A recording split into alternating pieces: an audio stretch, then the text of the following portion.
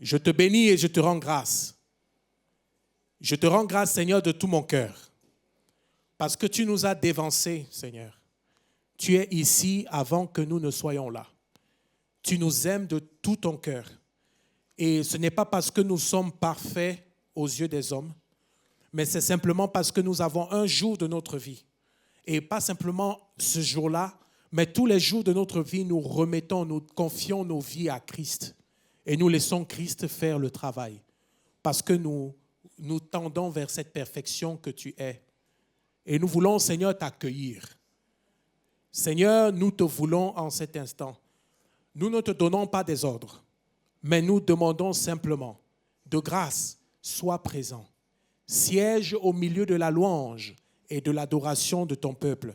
Parce que ton peuple ne veut pas se laisser distraire.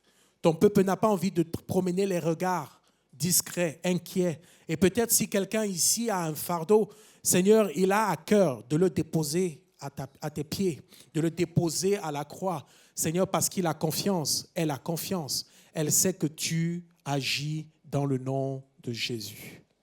Merci Seigneur d'agir. Merci de couronner cet instant. Dans le nom précieux de Jésus, je prie. Amen. Amen. Amen. Nous allons chanter ce matin. Qui a envie de crier? Je sais, je peux choquer quelqu'un. Mais moi, j'ai envie de crier. Je veux crier à Jésus. Alléluia.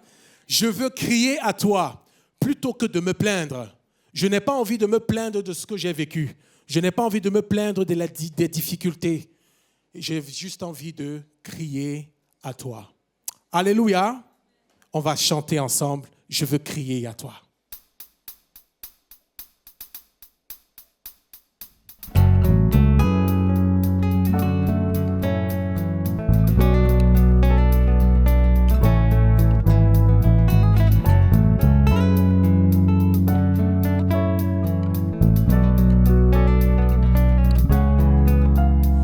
Soupire une biche après l'eau d'un ruisseau. Moi aussi, ô Seigneur, je soupire après toi. J'ai soif de toi, mon Dieu, d'être là devant toi, de venir dans ton temple, me présenter à toi, pour qu'enfin me reviennent les souvenirs d'antan, où heureux je courais vers ta maison. Je voudrais retrouver cet amour et ce feu, encore une fois brûlé, être fou amoureux de toi, attaché à tes pas, vibrer à ta parole et au son de ta voix, pour qu'enfin me reviennent les souvenirs d'antan, où heureux je courais vers ta maison. Je veux crier à toi, plutôt que de me plaindre, je veux compter sur toi, te louer à nouveau. L'espérance et la joie seront dans ta présence. Je veux crier à toi, mon Sauveur et mon Dieu. Montre-moi, ô Seigneur, chaque jour ta bonté, ta grandeur et ta grâce, et moi je chanterai celui qui de ma vie est maître, celui qui m'a choisi et qui me fait renaître, pour qu'enfin me reviennent les souvenirs d'antan, où heureux je courais vers ta maison. Je veux crier à toi, plutôt que de me plaindre, je veux compter sur toi, te louer à nouveau. L'espérance et la joie seront dans ta présence. Je veux crier à toi, mon Sauveur et mon Dieu. Les mains ensemble. Je voudrais retrouver cet amour et ce feu, encore une fois brûlé, être fou amoureux de toi, attaché à tes pas, vibrer à ta parole et au son de ta voix, pour qu'enfin me reviennent les souvenirs d'antan, où heureux je courais vers ta maison. Ensemble, je veux crier à toi, chante, plutôt que de me plaindre, je veux compter te louer à nouveau. L'espérance et la joie seront dans ta présence. Je veux crier à toi, mon sauveur, et je veux crier à toi.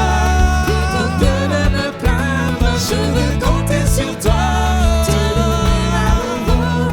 L'espérance et la joie seront dans ta présence. Je veux crier à toi, mon sauveur, encore une fois. Je veux crier à toi, plutôt que de me plaindre, je veux compter sur toi. Te louer à nouveau. L'espérance et la joie seront dans ta présence. Je veux crier à toi, mon sauveur et mon Dieu. Mon sauveur et mon Dieu. Mon sauveur et mon Dieu. Encore une fois, mon sauveur et mon Dieu. Alléluia. Ne te plains pas, mais crie à Jésus. Ne te plains pas de ce que tu vis. Ne te plains pas de ça, mais crie simplement à Jésus-Christ. Hosanna, Hosanna au roi des rois. Nous allons chanter ensemble.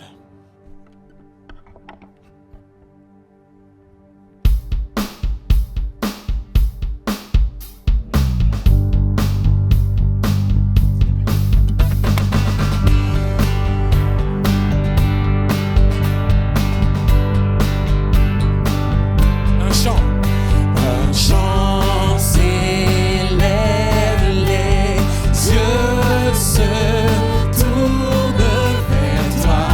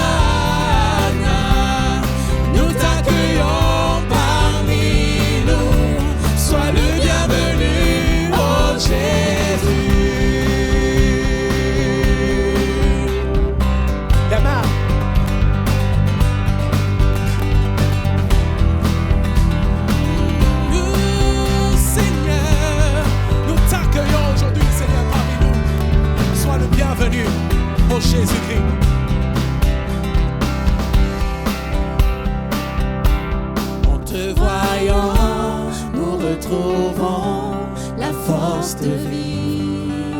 sommes dans ta présence. Quand nous sommes en ta présence, nos craintes fuient. En te voyant, En te voyant, nous retrouvons la force de vie. quand nous sommes en ta Quand nous présence, sommes en ta présence, nos craintes fuient. Elles s'enfuient.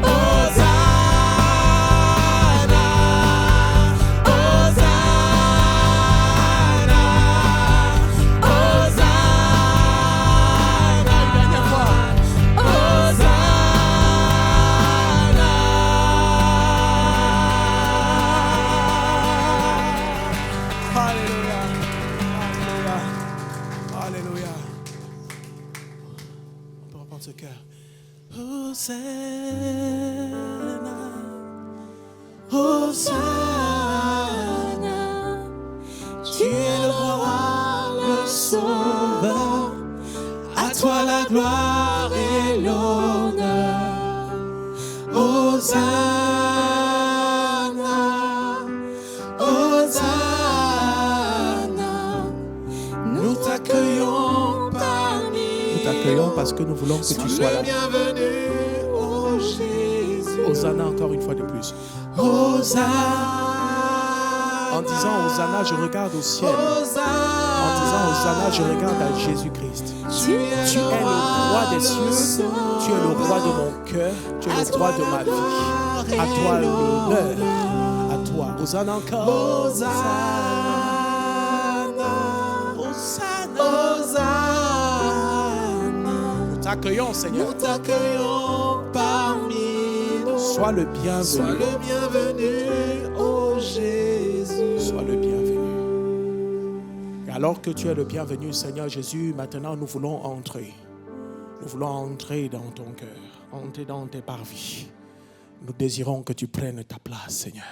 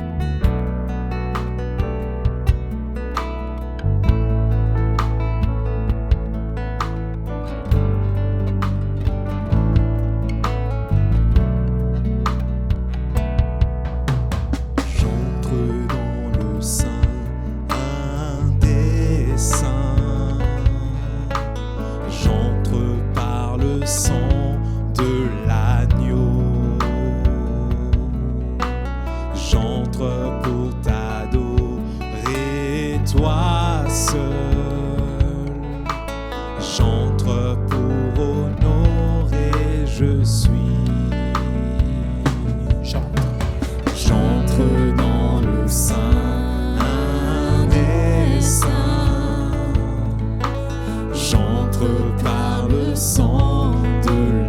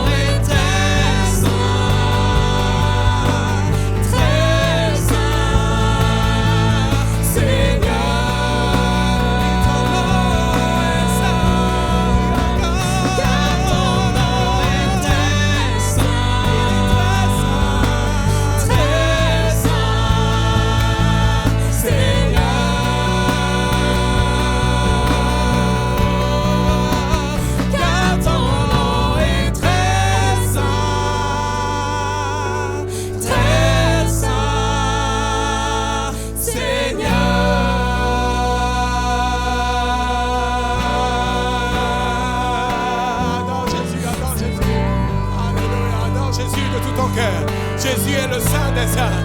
Tu entres dans les parvis de l'Éternel. Tu viens, ce n'est pas pour adorer ton corps seulement. Ce n'est pas pour adorer un homme, mais c'est pour adorer le roi des rois. Il est le Saint des Saints. Tu es le Saint des Saints, Jésus-Christ. Jésus, nous approchons de toi. Pas parce que nous méritons, mais parce que Jésus-Christ a fait tout pour nous. Jésus-Christ est mort pour nous. Jésus-Christ est mort pour nous sanctifier, pour que nous puissions être mis à part pour t'adorer, mis à part pour t'honorer. Jésus, nous venons te louer de tous nos cœurs. Nous venons t'adorer de tous nos cœurs. Ton nom est saint. Il n'y a pas fallu un autre nom, mais seulement le nom de Jésus-Christ. Seulement le nom de Jésus pour m'accorder la vie. Le nom de Jésus-Christ pour me sanctifier. Le nom de Jésus-Christ pour me consoler. Le nom de Jésus-Christ pour m'épargner, me donner d'être proche de lui, proche de son cœur. Alléluia. Alléluia. Le nom de Yahweh est saint.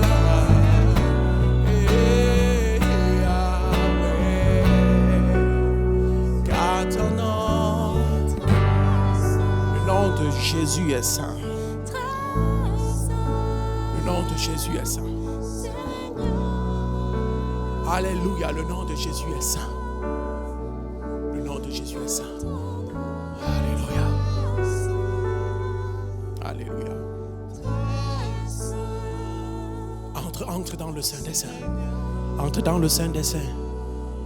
Il y a le souverain sacrificateur en face de toi. Il est là, il t'écoute. Il écoute le cri de ton cœur. Les larmes de ton cœur. Il les entend. Il veut les essuyer. Le Seigneur, le roi des rois, il est présent. Il sait ce que tu as traversé. Il connaît exactement ton fardeau. Mais il ne veut pas que tu le retiennes. Il ne veut pas que tu le prennes sur toi. Il veut que tu le poses à la croix. Alléluia, tu es le Saint des Saints. Tu es le Saint des Saints. Tu es le Saint des Saints. Tu es le Saint des Saints. Nul ne peut se comparer à toi. J'entre dans le Saint des Saints parce que tu as inauguré ce Saint des Saints. Tu y es depuis toute éternité. Seigneur Jésus-Christ, maintenant nous pouvons accéder à ce trône de grâce. Ce n'est pas par nos forces, ce n'est pas parce que nous sommes tellement intelligents, mais c'est tout simplement parce que tu nous as aimés le premier et tu nous as donné ton amour. Un amour de père, un amour aussi de grand frère, un amour de fils aîné, de fils unique qui est mort à la croix pour moi. Mon frère, ma soeur, avant de prendre le pain ce matin, je veux juste te montrer la raison. Nous le disons quotidiennement. Je n'ai pas simplement envie de dire quotidiennement, mais tous les dimanches on le fait. Ce n'est pas une routine. Mais nous nous rappelons de Christ. Christ mort, mais Christ ressuscité. Alléluia. Christ mort et Christ ressuscité. Alléluia. J'aimerais donc du coup que ce matin tu puisses t'intéresser à cette parole que je vais te laisser avant de prendre le pain et le vin. Le Seigneur, Paul dit aux Colossiens, dans le Colossiens 3 à partir du verset 1, si donc vous êtes ressuscités. On a dit Christ mort, mais Paul dit si donc vous êtes ressuscités. Ça veut dire qu'en fait il y a une identification entre moi, entre toi et moi à Christ. Parce que si Christ est mort, moi aussi je dois mourir avec lui. Il est mort à la croix et je meurs dans mes fautes. Je fais mourir mon ancienne vie. Je fais mourir mon homme charnel parce que Jésus-Christ me ressuscite avec lui. Si donc vous êtes ressuscités avec Christ. Alors, maintenant il y a une information, une indication pour toi mon frère, ma soeur. Cherche les choses d'en haut, où Christ est assis à la droite de Dieu. Affectionne-toi. Ouais, j'ai personnalisé le texte. Affectionnez-vous, c'est vrai, c'est bien. Mais c'est un peu comme si je m'exclus. Non, je ne veux pas m'exclure parce que affectionne-toi, affectionnons-nous aux choses d'en haut et non à celles qui sont sur la terre. Car vous êtes morts.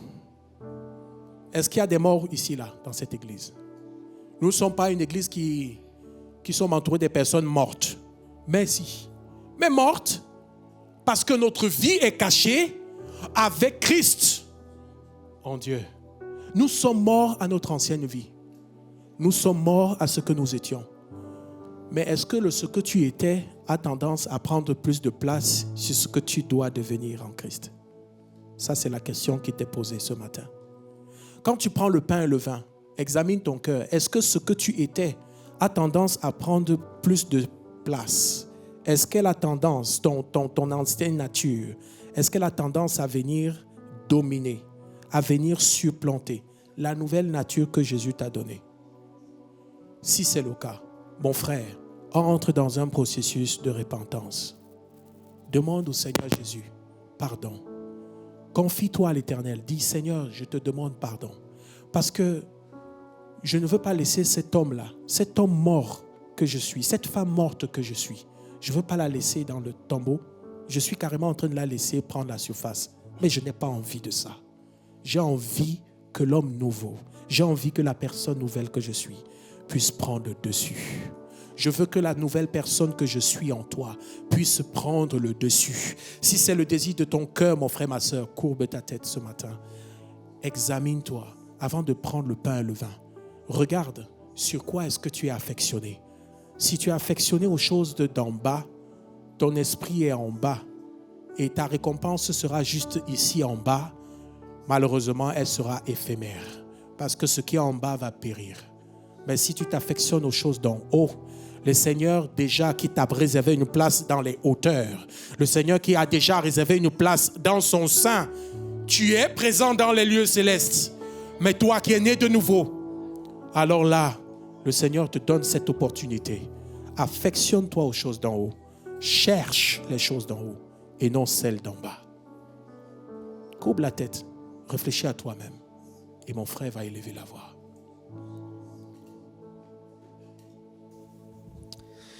Merci Seigneur, merci pour ces pains et ces vins, Seigneur, qu'on présente devant toi, Seigneur, qu'on prend devant toi. Merci Seigneur parce que tu prends de plus en plus de place dans nos cœurs, dans nos familles, dans nos maisons. Merci Seigneur parce que ta présence est là parmi nous, Seigneur, et parce que ton amour est là et remplit nos cœurs, remplit cette église, Seigneur, dans le nom de Jésus. Amen. Amen. Amen. Nous sommes entrés dans le lieu saint.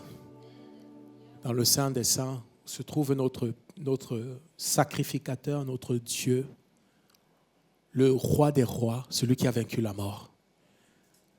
Et vous savez, il n'est pas simplement le roi des rois, le roi de tout peuple. Il est aussi le roi de mon cœur. N'est-ce pas? Est-ce qu'il est le roi de ton cœur? Ah, ça, c'est un petit amen. Tu peux me le redire, mais avec un amen un peu plus musclé. Voilà. Et on va chanter ce dernier chant ensemble. On peut se lever pour ce dernier cœur.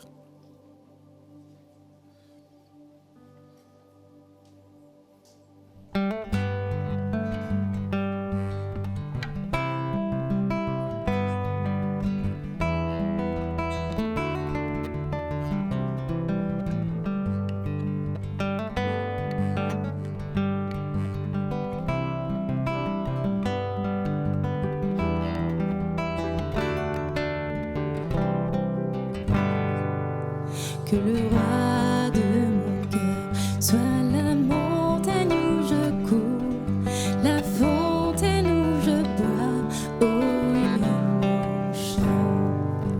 Que le roi de mon cœur soit l'ombre où je me cache, la rançon pour ma vie, oh il est mon chant. Tu es bon, bon.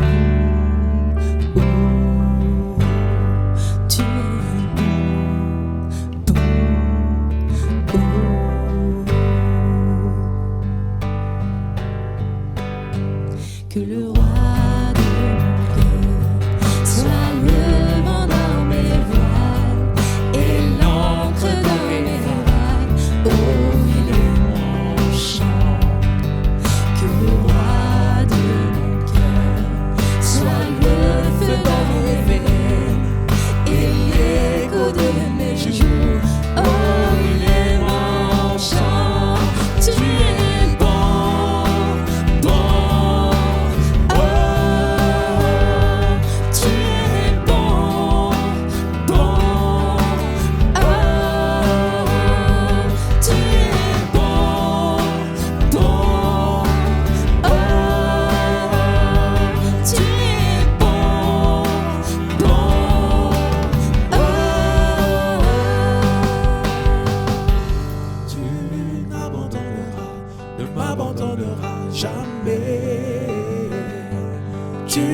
n'abandonneras, ne m'abandonneras jamais. Je le crois, chante avec moi, oui.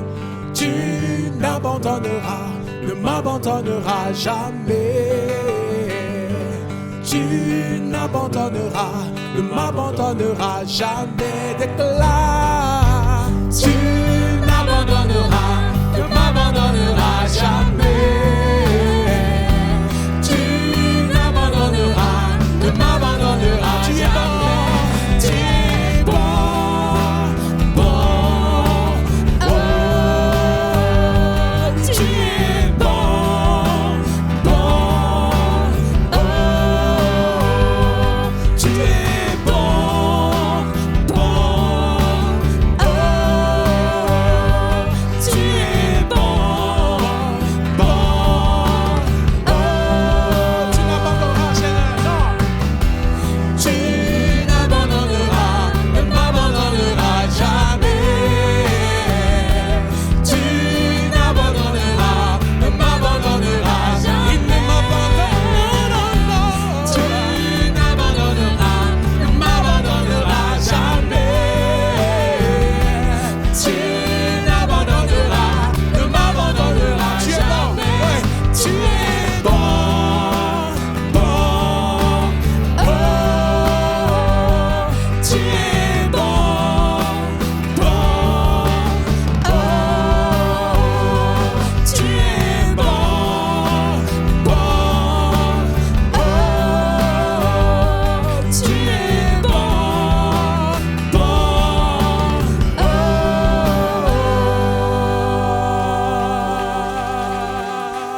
Tu es bon, roi des rois. Nous t'aimons de tous nos cœurs. Alléluia. Merci infiniment, Seigneur. Merci Seigneur, je te remets ces offrandes Seigneur, qu'elles soient utilisées à bon escient pour ton œuvre. Merci, je te remercie pour les gens Seigneur qui ont pu donner, même ceux qui n'ont pas pu donner. Tu vois leur cœur, tu vois leurs finances et je te prie de les bénir pour qu'ils puissent donner Seigneur un jour. Amen. Salut, hein, encore une fois dans le nom du Seigneur Jésus. Oui, c'était un magnifique chant, tu n'abandonneras pas, parce que le Seigneur ne nous abandonne jamais. C'est nous souvent qui ont tendance à l'abandonner, mais lui, il est patient. Je ne connais pas votre vie, mais ce qui est certain, c'est que Dieu connaît nos vies, mais il connaît aussi nos vies cachées. Il y a une vie publique, bien sûr, que les autres voient, mais aussi une vie cachée. Je pense à ce verset qui dit « Rentre dans ta chambre, ferme la porte, tu te mets à genoux, tu parles, tu peux vider ton sac, tu peux dire à Dieu ce qui te fait souffrir, tu peux dire à Dieu tes échecs, tes souffrances, tes manques, tes espérances. Mais jamais le Seigneur ne va te trahir. Il ne va pas le dire à quelqu'un d'autre. Tu peux tout lui dire. Mais tu peux aussi espérer en comptant sur son amour, parce que ça peut changer. Voilà. Avec les hommes, parfois, ça ne change pas. Mais avec Dieu, ça peut changer. Alors j'ai dit aussi, pourquoi pas ce matin? Nous avons été heureux de passer ces quelques jours à Nantes. Et bien sûr, il y a des besoins. Mais je suis sûr qu'au-dessus de moi, il y a quelqu'un qui est au-dessus de tout, qui connaît tout. Merci pour votre accueil, monsieur. Je vais le redire, si vous passez dans la belle ville d'Annecy, il ne faut pas passer en foule. On a un petit appart. Mais il peut y avoir de l'eau avec du citron, de l'eau fraîche, et de vous faire visiter le lac. Pas venir nombreux. Voilà. Mais c'est possible d'exercer la communion fraternelle. Merci aux frères et sœurs. Merci pour l'accueil. Merci pour l'invitation de Gérard et Gloriose.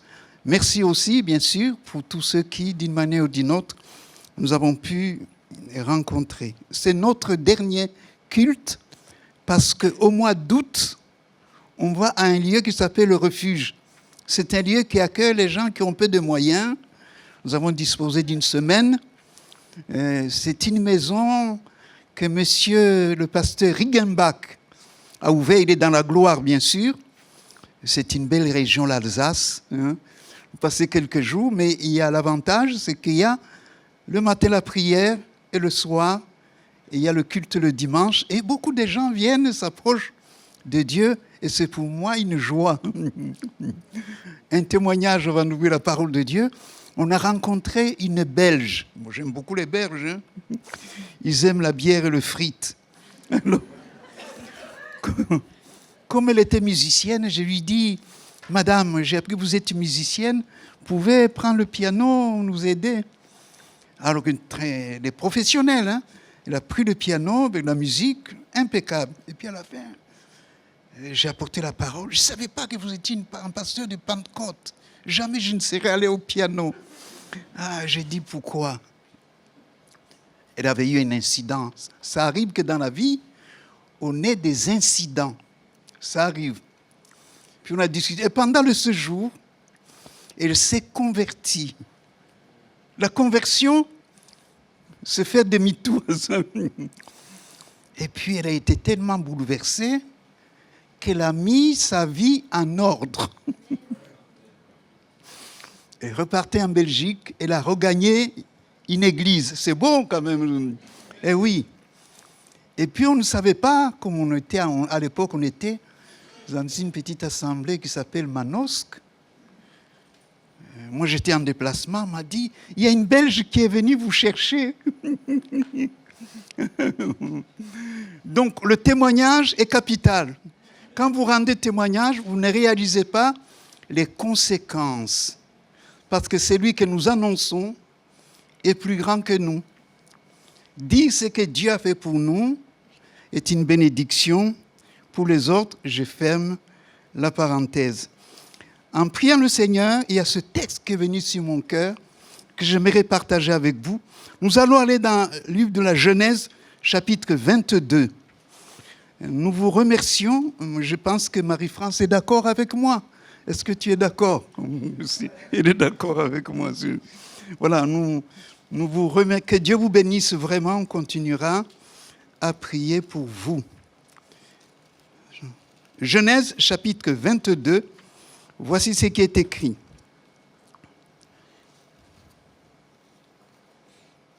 Voilà, excusez-moi de trouver le texte. Merci de votre patience. Voilà, Genèse, chapitre 22. Je pense que ce texte est important. Bien sûr, toute la Bible est importante, mais seulement, nous avons partagé dernièrement d'Abraham, qui est devenu Abraham. Et en priant, ce texte est revenu sur mon cœur, que je m'ai laissé sur le cœur de l'Église. Genèse, chapitre 22. Il est écrit, « Après ces choses, Dieu mit Abraham à l'épreuve. Et lui dit, « Abraham, il répondit, me voici. » Dieu dit, « Prends ton fils, ton unique, celui que tu aimes, Isaac, va-t'en au pays de Morija, et là, offre-le en holocauste sur une des montagnes que je te dirai. » Abraham se leva de bon matin. C'est là son âne, et prit avec lui 2 serviteurs et son fils Isaac. Il fendit du bois pour l'holocauste et partit pour aller au lieu que Dieu lui avait dit. Le 3e jour, Abraham leva les yeux, vit le lieu de loin. Et Abraham dit à ses serviteurs, « Restez ici avec l'âne, moi et le jeune homme, nous irons jusque-là pour adorer, et nous reviendrons auprès de vous. » Abraham prit le bois pour l'holocauste, le chargea sur son fils Isaac, et porta dans sa main le feu et le couteau. Ils marchèrent tous deux ensemble. Alors Isaac parla à Abraham, son père, et dit, « Mon père. » Il répondit, « Me voici, mon fils. » Isaac reprit, « Voici le feu et le bois. Mais où est l'agneau pour l'holocauste ?» Abraham répondit, « Mon fils, Dieu se pourvoira lui-même de l'agneau pour l'Holocauste. Ils marchèrent tous deux ensemble. Lorsqu'il fut arrivé au lieu que Dieu lui avait dit, Abraham y éleva un autel, rangea le bois. Il y a son fils Isaac et le mit sur l'autel par-dessus le bois. Puis Abraham étendit la main et prit le couteau pour égorger son fils. Alors un ange de l'Éternel appela des cieux et dit, Abraham, Abraham. Abraham, Abraham. Il répondit, me voici. L'ange dit, n'avance pas ta main sur l'enfant. Ne lui fais rien, car je sais maintenant que tu crains Dieu, que tu ne m'as pas refusé ton fils, ton unique. Abraham leva les yeux et vit derrière lui un bélier retenu dans un buisson par les cornes. Et Abraham alla prendre le bélier et l'offrit en holocauste à la place de son fils. Abraham donna à ce lieu le nom de Jéhovah-Jireh. C'est pourquoi on dit aujourd'hui, à la montagne de l'Éternel, il sera pourvu. L'ange de l'Éternel appela une seconde fois Abraham des cieux et dit, je le jure par moi-même, parole de l'Éternel, parce que tu as fait cela, que tu ne m'as pas refusé ton fils, ton unique, je te bénirai et je multiplierai ta postérité comme les étoiles du ciel, comme le sable sur le bord de la mer, et ta postérité possédera la porte de ses ennemis. Toutes les nations de la terre voudront être bénies en ta postérité parce que tu as obéi à ma voix. Amen. Gloire à Dieu. C'est un texte sublime, formidable, du test de l'amour d'Abraham. Voilà, je pense aussi que nous disons que nous aimons Dieu. C'est sûr. Dire qu'on aime Dieu, c'est une chose. Mais quelles sont les preuves qu'il faut que j'aime Dieu? En introduisant ce message, j'aimerais rappeler ce matin, d'abord, quelques éléments. Il est dit, après ces choses, Dieu mit Abraham à l'épreuve. Dans la vie chrétienne, nous serons éprouvés. C'est faux de dire, mon fils, mademoiselle, viens à Dieu, Dieu va te bénir, ce sera formidable, bien sûr, c'est vrai. Mais il faut dire aussi la vérité. Parce que le chemin est étroit. Oui. Il faut dire que dans la parole de Dieu, les disciples ont souffert.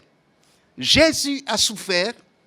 Les épreuves existent si la vie chrétienne. Je rappelle aussi qu'Abraham a été appelé. Il a traversé des moments difficiles. Qu'est-ce qui s'est passé? Je rappelle d'abord que Dieu lui a donné une promesse. Tu auras un fils. Et le fils tarde à venir. Quand Dieu vous donne une promesse, parfois ça prend du temps. Le problème que j'ai, que vous pouvez avoir aussi, c'est que nous voulons mettre Dieu dans notre temps. Je l'ai rappelé encore, il y a eu une difficulté dans le lit conjugal.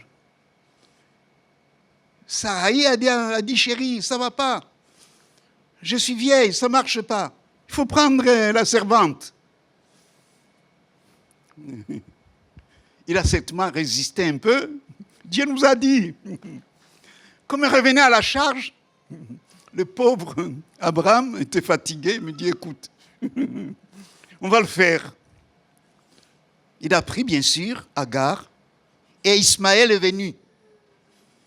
Mais ce n'était pas dans le plan de Dieu. Il y a des choses que nous faisons par la pression des événements, des circonstances, mais que Dieu ne veut pas. La preuve, c'est les conséquences dans le futur.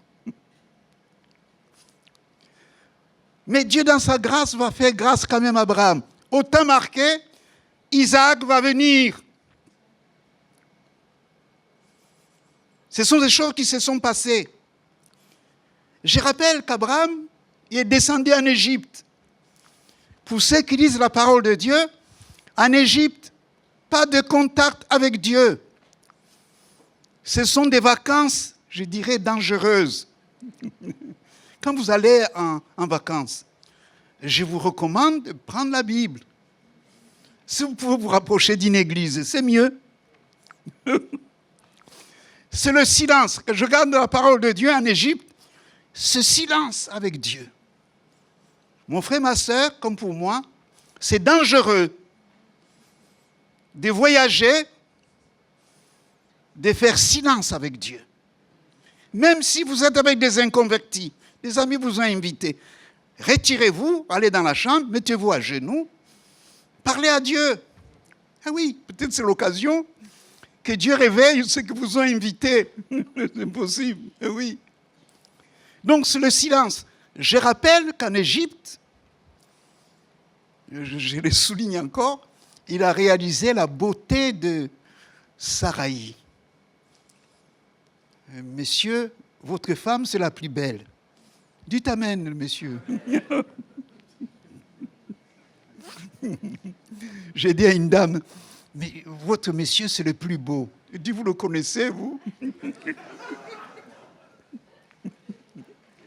Mais comme Dieu vous l'a donné, il dit, c'est le plus beau. J'ai dit, il y a un problème. Il faut donner, bien sûr. Ça se travaille.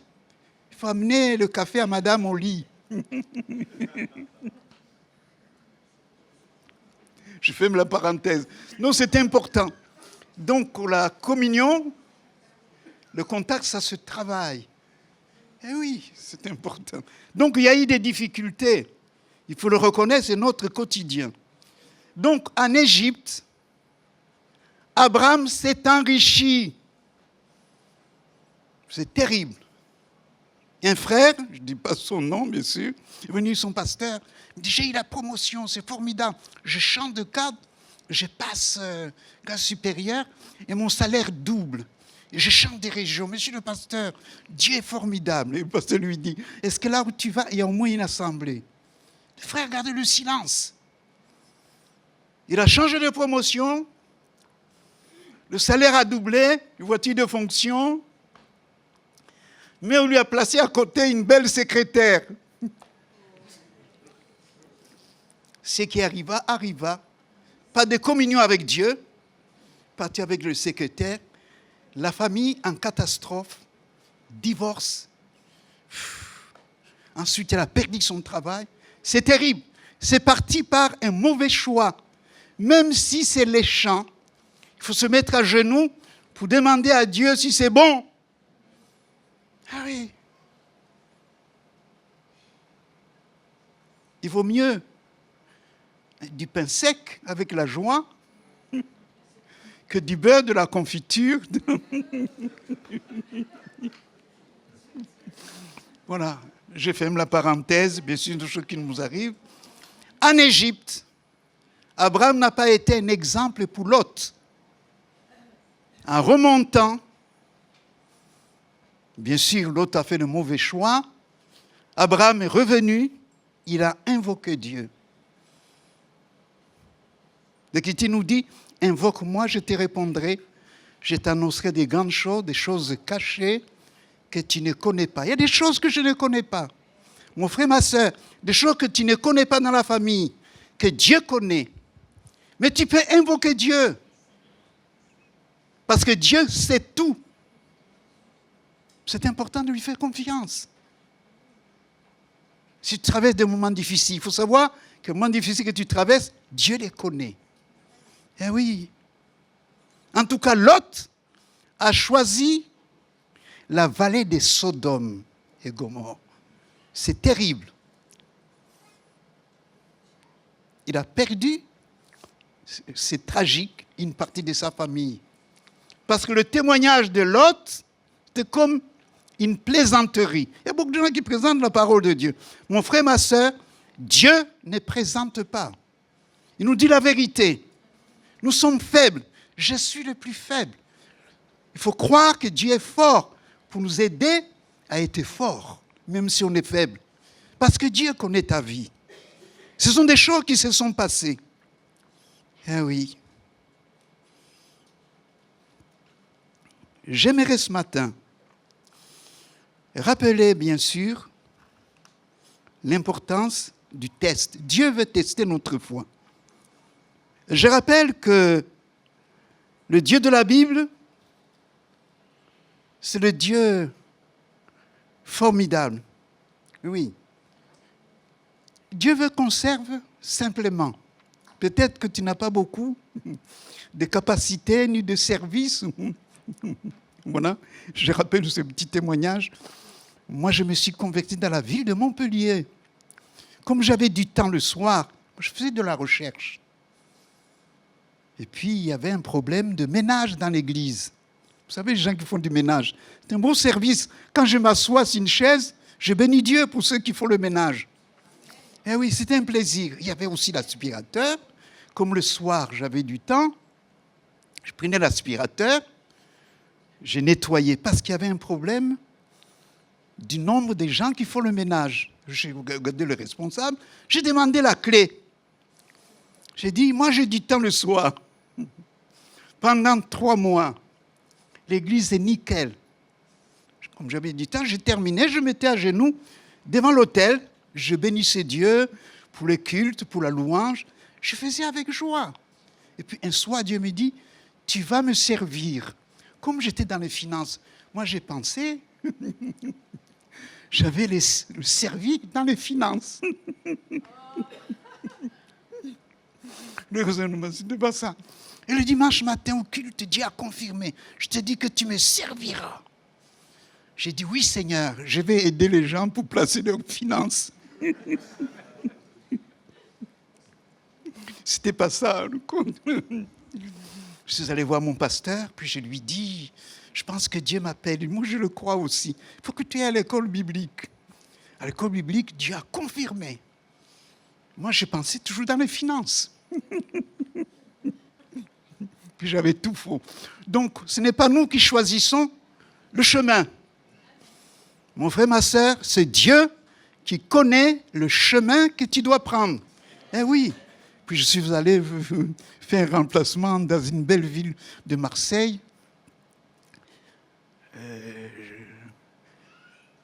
En secret. J'étais au fond de mon cœur un peu raciste. C'est pas beau de le dire. Moi, j'ai cherché une Rwandaise. Je dis, Seigneur, j'ai de l'âge pour que je me marie. Il n'y a pas de Rwandaise. Toute chose. Et le Seigneur me répond, je suis pour toutes les races. Je cherchais une Rwandaise. Puis je côtoie une jeune fille qui s'appelle Marie-France. Puis je la salue. Je reviens prier, elle revient dans mon esprit. Elle s'occupait des enfants de l'école du dimanche. Je me dis, je vais en colonie de vacances. Alors, dans mon cœur s'est fait abattre en disant, cette part, je ne la verrai plus. Je lui donnais rendez-vous. Et puis, ça faisait 1 an que je priais pour elle. Sans dire à personne. Puis je lui dis, on est 3. Il y a moi, toi et le Seigneur. Tu me dis non, je ne veux pas être l'objet de chute, je ne veux pas jouer avec toi. Mais si on se marie, avec moi, il n'y a pas d'avenir.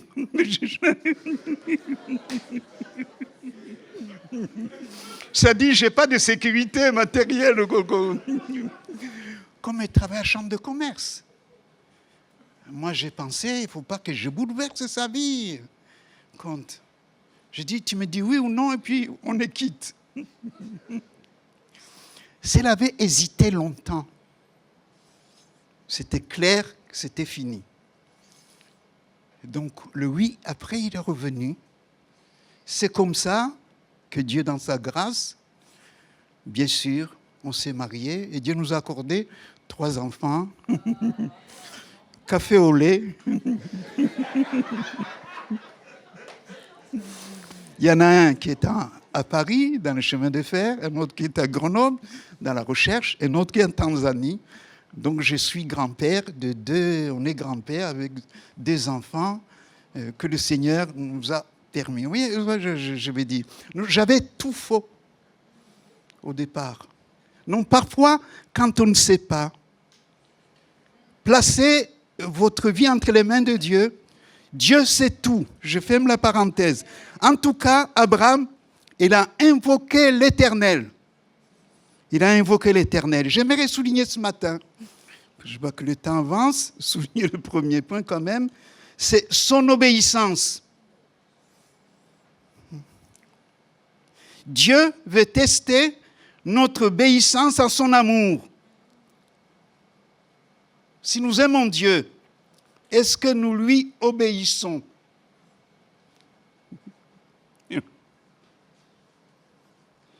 Dans le premier livre de Samuel, 1 Samuel 15, 22-23, nous dit, Samuel dit, « L'Éternel trouvait-il du plaisir dans les holocaustes et les sacrifices, comme dans l'obéissance à la voix de l'Éternel. Voici. » Ça, c'est étonnant. À réfléchir. Voici. L'obéissance vaut mieux que les sacrifices. L'observation de sa parole vaut mieux que la graisse de bélier. Verset 23.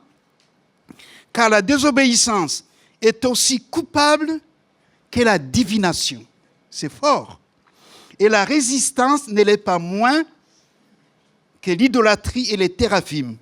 Puisque tu as rejeté la parole de l'Éternel, il te rejette comme roi. C'est une parole que Samuel a adressée à un roi qui s'appelle Saül. Ah oui. Voici ce que dit Saül. Ça m'a fait mal au cœur. 1 Samuel 15, 30. Saül dit encore, « J'ai péché maintenant, je te prie, honore-moi en présence des anciens de mon peuple et en présence d'Israël. Reviens à moi, je me prosternerai devant l'Éternel, ton Dieu. » Comment peut-on être honoré si on a péché? Quand on a péché, il faut se repentir. Il faut demander pardon à Dieu. Mon frère, ma soeur, si tu es dans une voie d'égarement, tu es loin de Dieu, il faut demander pardon à Dieu. Pas demander pour que Dieu t'honore. Ça ne va pas. Le livre des Proverbes, 28, 13 nous dit, « Celui qui cache ses transgressions ne prospère pas, par point, mais celui qui les avoue et les délaisse obtient miséricorde. » Le mot miséricorde, je le traduis ce mot en deux mots. La misère et la corde. La miséricorde, c'est une corde d'amour tendue à notre misère. Cette corde, elle est puissante. Ça me donne l'image de la Rahab, la prostituée. Il y avait une corde qu'elle a mise sur la fenêtre. C'était l'alliance. Ah oui. Cette corde a été l'objet de son salut. Ce qui est magnifique, c'est que Dieu a couvert ses fautes. Elle est rentrée dans la famille de Dieu. Quand vous regardez dans la généalogie de Jésus, vous allez trouver Rahab, une prostituée. Jésus dit, les prostituées vous dévanceront. Lorsqu'il y a la repentance, qu'on revient vers Dieu, Dieu nous rétablit complètement. Il oublie nos fautes. Mon frère, ma soeur, il y a de l'espérance. Crois en la miséricorde de Dieu. Plus grand que tes chutes, que tes faiblesses. Dieu tout-puissant. C'est important. Le modèle de l'obéissance, je le souligne, c'est Jésus-Christ. Dans Hébreux, chapitre 5, au verset 7 à 10, il dit, « Celui qui, dans les jours de sa chair, et a présenté avec des grands cris, et avec des larmes, des prières, des supplications, à celui qui pouvait le sauver de la mort, ayant été exaucé à cause de sa piété, a appris, bien qu'il fût fils, l'obéissance par les choses qu'il a souffertes, et qui, après avoir été élevé à la perfection, est devenu pour tous ceux qui lui obéissent l'auteur d'un grand salut. Dieu ayant déclaré souverain sacrificateur, selon l'ordre de Melchisédek. Amen. Que Dieu soit béni. Si vous dites, j'aime Dieu, c'est bien. Alors, il faut suivre le modèle. Ah oui, je dis que j'aime Dieu. Le modèle, c'est Jésus-Christ. Je sais que je suis faible, que je suis fragile. Mais si dans mon cœur, je m'attache à lui, il m'aidera. Ami, il va t'aider. Je pense que quand on aime Dieu, On s'engage avec lui. Et ce matin, il y a des gens qui hésitent à s'engager avec Dieu. Je vous dirais, c'est une erreur. Vous engagez avec des hommes, c'est une chose, avec des personnes, c'est la chose la plus merveilleuse qui soit, parce que Dieu s'est engagé vis-à-vis de nous. Amen. Ah oui. Une promesse qui accompagne l'obéissance. Acte 5, 31-32. Dieu l'a élevé par sa droite comme prince et sauveur pour donner à Israël la repentance et le pardon de péché. Nous sommes témoins de ces choses, de même que le Saint-Esprit que Dieu donne à ceux qui lui obéissent. Donc l'obéissance volontaire a une grande bénédiction. On obéit aux gens. Pourquoi ne pas obéir à Dieu? Mon frère, ma soeur, Dieu t'appelle à venir à lui. Il faut venir à lui. Deuxième pensée. Abraham a laissé le serviteur pour aller plus loin, pour adorer. Ce matin, il y a eu des chants sur l'adoration. Nous sommes invités à être des adorateurs. Dieu cherche des adorateurs en esprit et en vérité. Il cherche des adorateurs. Une question pour adorer. Tu as besoin de Jésus pour adorer. C'est important. Ah oui. Abraham répondit à son fils. Son fils lui a posé une question capitale. Il lui a dit, mais on va pour adorer. Mais où est l'agneau? Ah oui. Tu ne peux pas adorer sans l'agneau. Ah oui. Jean-Baptiste a dit, voici l'agneau de Dieu qui ôte le péché du monde. L'agneau de Dieu a ôté ton péché. Il est devenu péché pour que tu puisses adorer. Eh oui. En arrivant à l'endroit, je pense qu'Abraham a été animé d'un esprit extraordinaire. Dieu l'a visité. Il a répondu à son fils, mon fils, Dieu se pourvoira lui-même. Dieu peut se pourvoir ce matin pour ton besoin. Genèse 22, 6, 8. Abraham prit le bois pour l'Holocauste et l'agneau et le chargea sur son fils Isaac. Il porta dans sa main le feu et le couteau. Ils marchèrent tous deux ensemble. Alors Isaac parla à Abraham, mon père. Mon père. Il répondit, mais voici mon fils. Isaac répondit, voici le feu et le bois, mais où est l'agneau pour l'Holocauste? Abraham répondit, mon fils, Dieu se pourvoira lui-même à l'agneau pour l'Holocauste. Ils marchèrent tous deux ensemble. Nous sommes invités à marcher avec Dieu pour adorer. Si vraiment tu as donné ton cœur à Dieu, va plus loin. C'est important. Je rappelle que les disciples d'Emmaüs,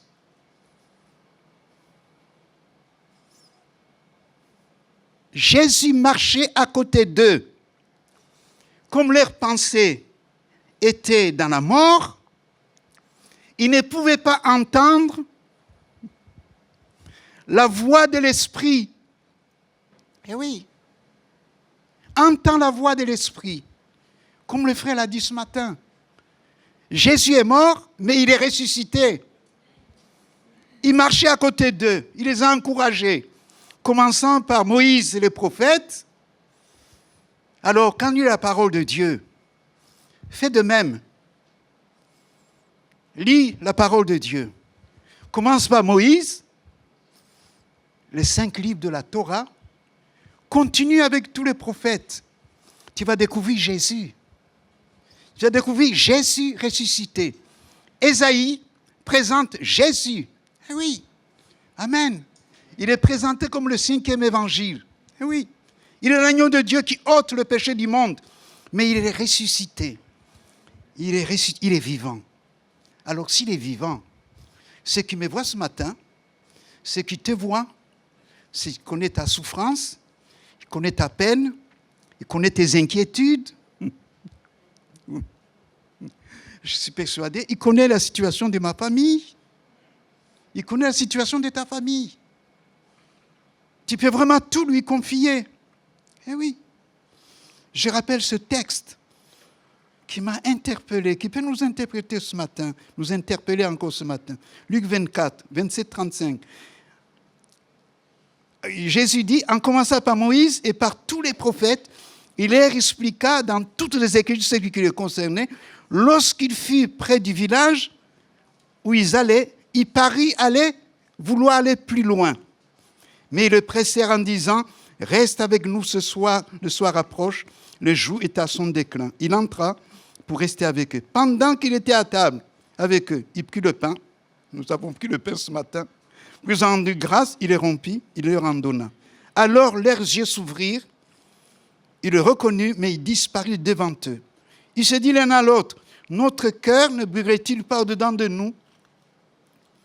Lorsqu'il nous parlait en chemin, il nous expliquait les Écritures. S'élevant eux-mêmes, ils retournèrent à Jérusalem, ils trouvèrent les 11 et ceux qui étaient avec eux ensemble, disant, le Seigneur est réellement ressuscité.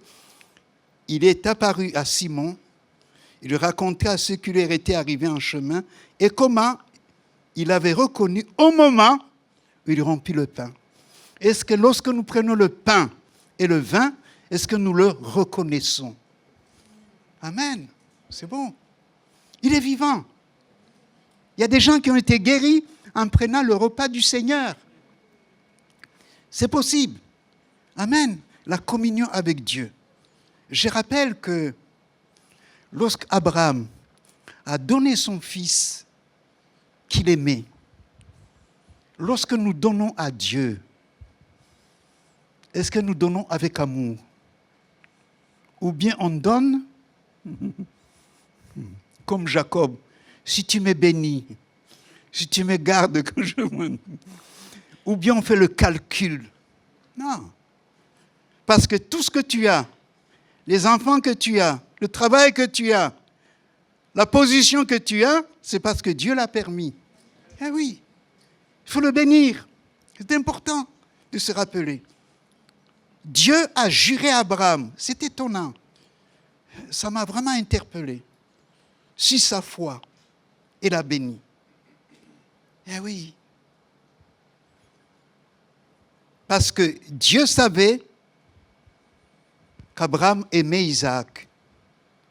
Que l'autre enfant, c'était l'enfant selon la chair. La chair et le sang ne peuvent pas hériter le royaume de Dieu. Il n'a pas rejeté Isaac, il a quand même béni. Dieu, dans sa grâce, l'a béni. Mais je suis persuadé, lorsque nous donnons à Dieu ce que nous aimons, nous ouvrons une porte extraordinaire de la bénédiction. Un jour, je peux ce témoigner, j'étais étudiant. Je me rappellerai toujours de ce témoignage. J'avais 10 francs, ce n'était pas des euros. Le week-end, les restos universitaires étaient fermés. Donc le week-end, il fallait se débrouiller. La corbeille passe, moi j'avais dit, j'ai dit, je donne ou je ne donne pas. C'était un combat pour moi. Si j'ai donné ce que j'avais, je ne pouvais pas manger. Ouais, j'ai dit, tant pis, je vais jeûner. J'ai donné les 10 francs que j'avais. La louange a continué. Il y a eu un don spirituel. Voilà, qui m'a saisi. Oui, tu as donné tout ce que tu avais. Je te bénirai. Il y avait une famille, comme j'étais étudiant, qui m'invitait de temps en temps. Moi, comme je n'apportais rien, je voulais apporter au moins un gâteau. Alors je me suis faufilé pour courir. Je regarde dans ma poche de ma veste, il y avait 100 francs. Incroyable, c'était énorme. J'ai dit, qui a mis ces 100 francs? J'ai couru, j'ai acheté un grand gâteau. Parce qu'une des petites est venue vers moi. Jean Bosco, on te cherche, il faut venir manger avec nous à midi, il faut venir avec nous à midi. Maman et papa te cherchent. J'ai dit oui, je vais acheter un gâteau, tu lui dis que j'arrive. Ils m'ont dit, oh lolo, oui, mais tu as acheté un gâteau à 15 euros, c'était beaucoup. Un beau gâteau au citron.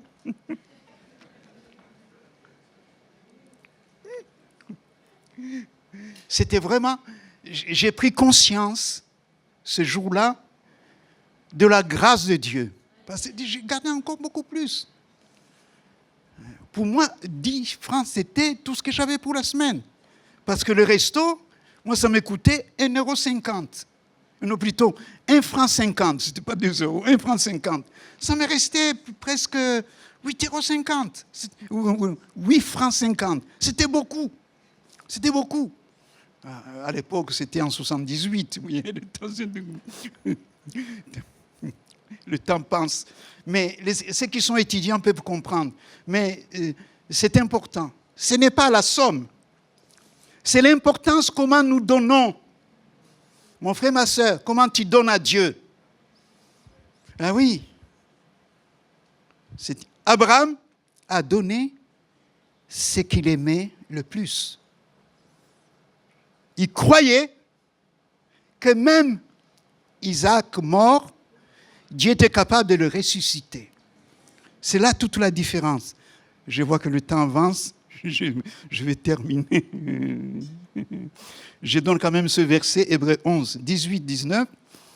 Il est dit, « En Isaac sera nommé pour toi une postérité. » Verset 19, « Il pensait que Dieu est puissant, même pour ressusciter les morts. Aussi le recouvra-t-il par une sorte de résurrection. » Dernier point, je rappelle, quand il a donné Isaac, Abraham leva les yeux derrière lui. Eh oui. Quand on fait une offrande, on lève les yeux vers Dieu, pas sur soi. Il a donné son offrande. L'ange l'a arrêté. J'imagine si l'ange avait tardé, que s'est-il passé? Ce n'est pas moi donner la réponse, mais il avait vraiment donné. L'Écriture nous dit, derrière lui, un bélier retenu par des cornes. La corne indique la profondeur et le sacrifice. La corne était utilisée pour les rassemblements, quand il y a la guerre, pour appeler les gens. La corne était utilisée pour l'onction. Eh oui. Mon frère, ma soeur, Dieu veut mettre sur toi l'onction de Dieu. Eh oui.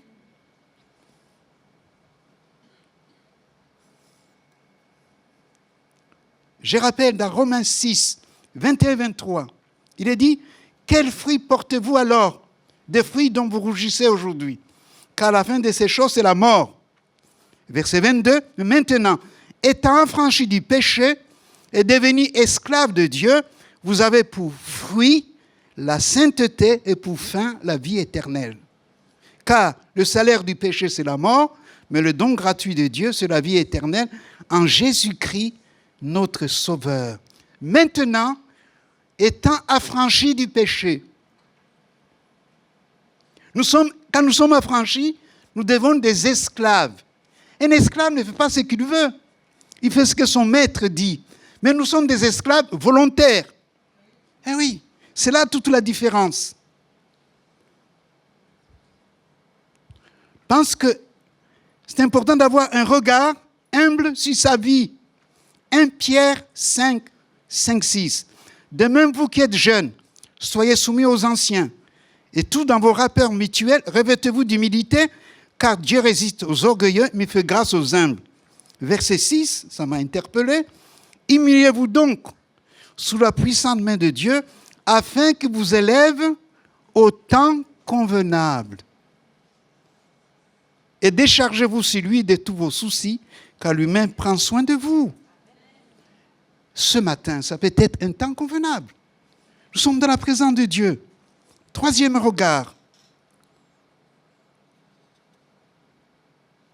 La précipitation des événements que nous traversons. J'ai le sentiment que les événements se précipitent. Pas dans le bon sens. Regarde ce qui se passe au Moyen-Orient. Regarde ce qui se passe, bien sûr, le corne de l'Afrique. Regarde ce qui se passe au passage des bateaux. C'est la tragédie, la crainte, c'est l'énergie. Oui, les événements se précipitent. Jésus dit, quand vous verrez ces choses arriver, redressez la tête, votre délivrance est proche. Je pense à la croissance de l'iniquité. Paul déclare à Timothée une parole que nous devons savoir. Paul dit, 2 Timothée 3, 1, 4, « Sache que dans les derniers jours, j'ai souligné « sache ». Il est dit, il y aura des temps difficiles. Les hommes seront égoïstes, amis de l'argent, fanfarons, hautains, blasphémateurs, rebelles à leurs parents, ingrats, irréligieux, insensibles, déloyaux, calomniateurs, intempérants, cruels, ennemis des gens de bien, traîtres, emportés, enfreints d'orgueil, aimant le plaisir plus que Dieu, ayant l'apparence de la piété, mais régnant ce qui en fait la force. Éloigne-toi de ces hommes-là. Je pense qu'un enfant de Dieu doit s'approcher de Dieu pour éviter ce genre de catastrophe. Dans Matthieu 24, je rappelle quand même ces versets, il est dit, pour ce qui est du jour de l'heure, personne ne sait, ni les anges, ni les filles de l'homme, mais le Père seul. J'ai souligné verset 37.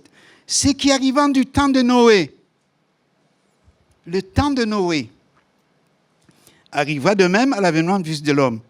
Car dans les derniers jours, dans les jours qui précèdent le déluge, les hommes mangeaient. Ce n'est pas mauvais de manger. Buvaient, se mariaient, mariaient les enfants, jusqu'au jour, entrant dans l'arche, ils ne se doutèrent de rien, jusqu'à le déluge vint, les emporta tous. Il en sera demain à l'avènement du Fils de l'homme. Alors de 2 hommes qui seront dans un lit, l'un sera pris et l'autre laissé. 2 femmes qui moudront à la mêle, l'une sera prise, l'autre laissée. Veillez donc, puisque vous ne savez quel jour votre Seigneur viendra. Je pense aussi au temps de Lot. Le temps de Lot. C'est un temps terrible. Dans Luc 17, 27 à 29, il est dit, les hommes mangeaient, buvaient, se mariaient, mariaient les enfants, jusqu'au jour où Noé entra dans l'arche, le déluge vint, les fit tous périr. Verset 28, ce qui arriva du temps de Lot arrivera pareillement. Les hommes mangeaient, buvaient, achetaient, vendaient, plantaient, bâtissaient. Mais jour où Lot sortit de Sodome, une pluie de feu, de soufre, tomba du ciel et les fit tous périr. Je pense qu'il y a eu un feu atomique. Une ville a été rayée. C'est terrible. Mais ils ont oublié de sortir. Alors ce matin, je pense que si on écoute la parole de Dieu, c'est important d'entrer et de sortir du monde. Voilà, des éléments importants pour une espérance divine. Car, Romains 5, 19, 21 nous dit, car comme la désobéissance d'un seul homme, beaucoup ont été rendus pécheurs, de même l'obéissance de seuls beaucoup seront rendus justes. Or, la loi est intervenue pour que l'offense abondât, mais là où le péché a abondé, je l'ai souligné, la grâce a surabondé, afin que, comme le péché a régné par la mort, aussi la grâce régna par la justice pour la vie éternelle, par Jésus-Christ notre Seigneur. Dieu nous teste, non pas pour nous faire du mal, mais pour que nous puissions grandir. Voilà. Quand vous allez, vous vendez un produit pour ceux qui sont dans le commerce, il faut tester le produit s'il est fiable. Donc Dieu, dans sa grâce aussi, par les événements de la vie, nous teste. Les tests peuvent être différents, mais jamais Dieu ne nous teste pour nous faire périr. Au contraire, pour grandir. Et nous avons un avantage. C'est le ministère du Saint-Esprit, capable de rendre Jésus vivant au milieu de nous. Peut-être ce matin, il y a une situation difficile, un problème qu'on traverse. Pourquoi ne pas croire que Dieu est capable d'agir ce matin? Il y a un verset qui m'a interpellé, que je garde sur mon cœur. C'est aussi un chant. Le psaume 139, versets 23 et 24. David dit, « Sonde-moi, ô Dieu, et connais mon cœur. Éprouve-moi et connais mes pensées. Regarde si je suis sur une mauvaise voie et conduis-moi sur la voie de l'éternité. Mon frère, ma sœur, ami qui entend ce message, Dieu veut sonder ton cœur. Non pas pour te faire du mal, mais pour enlever le mal. Parce qu'il a porté à la croix pour que tu reçoives sa paix. Il veut aussi que tu le reconnaisses. Ah oui. Ah oui. Parce qu'il connaît ton cœur. Mais il veut que tu le reconnaisses. Il t'éprouve que tu ailles plus loin. Il connaît tes pensées, il connaît tes faiblesses. Même si le péché est énorme, lui, il a tout accompli pour que tu sois gracié, sauvé, secouru. Saisis l'opportunité. Il y a un verset que j'aime beaucoup dans l'évangélisation où Jésus dit « Venez à moi, vous tous. » Dieu ne fait pas des chouchous. Non, pas du tout. Il nous invite. Je ne connais pas ta vie ce matin. J'aimerais que le clôture de ce culte dans ton besoin, le Seigneur te bénisse. Le mot béni, c'est dire du bien. Il t'a fait du bien en entendant parler de Jésus. Il veut aussi que Jésus t'accompagne. Nous avons besoin du secours de Dieu. Nous allons nous recueillir et terminer par la prière. S'il y a des personnes qui sont dans le besoin, vous sentez le besoin, vous levez à votre place. Nous allons invoquer le nom du Seigneur. Gloire à Dieu. C'est personnel. Amen. Si vous avez un membre qui est malade, mettez votre main dessus. Je ne suis pas un guérisseur, mais je crois que l'Esprit de Dieu est au milieu de nous. Jésus est capable de te guérir émotionnellement, psychologiquement, spirituellement. Il est capable d'aller où personne n'est allé. Croyons à sa présence ce matin. Seigneur, c'est avec la faiblesse du langage humain, mais je crois à l'action, au ministère du Saint-Esprit, de rendre vivante ta parole. Seigneur, de poser ta main si c'est bien-aimé, qui se sont levés ce matin, pour que tu les bénisses, pour que tu interviennes, pour que ton nom soit glorifié. Tu nous as aimés, comme le dit l'apôtre Jean. Tu nous as aimés le premier. Nous voulons te dire que nous t'aimons en retour. Croyons ce matin que tu es capable d'intervenir, que l'Esprit qui t'a ressuscité d'entre les morts traverse les rangs, Seigneur, pour agir dans les vies, dans les corps. Bénis cette assemblée des Pontereau. Pose ta main sur le projet de l'Église.